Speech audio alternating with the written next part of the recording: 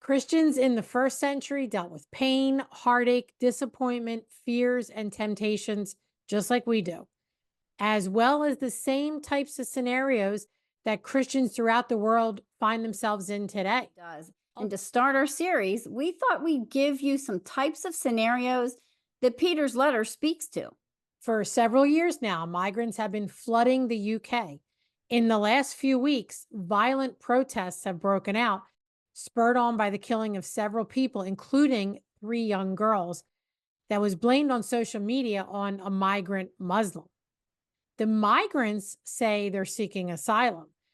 Those wanting to close the borders are called racists. In A fact, Christian man and woman, both widowed, met at church and fell in love. They talked of marriage, but getting married would reduce their Social Security income drastically. Instead of publicly and legally getting married, they moved in together and whispered vows to each other in the privacy of their home.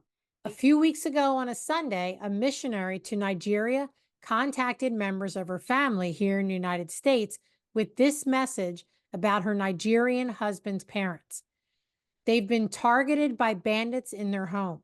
We have reason to believe the bandits are about to attack and specifically target the entire Christian community here, and specifically the pastor.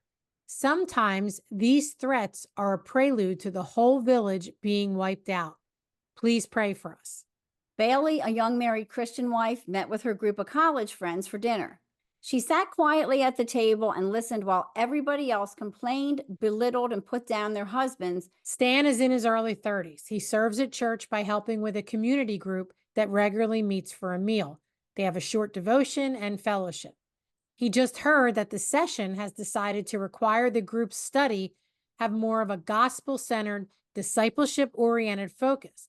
Stan admits to himself that there hasn't been much spiritual growth in the people, but he's afraid that some of them are going to stop coming if the meetings get too Christian-y. The large theme of First Peter is suffering. No one likes to suffer, and humans will do just about anything to avoid it. And that's not bad in and of itself. The Bible doesn't call us to seek out suffering. What it calls us to is holy living, even if holy living will cause us to suffer, even to death.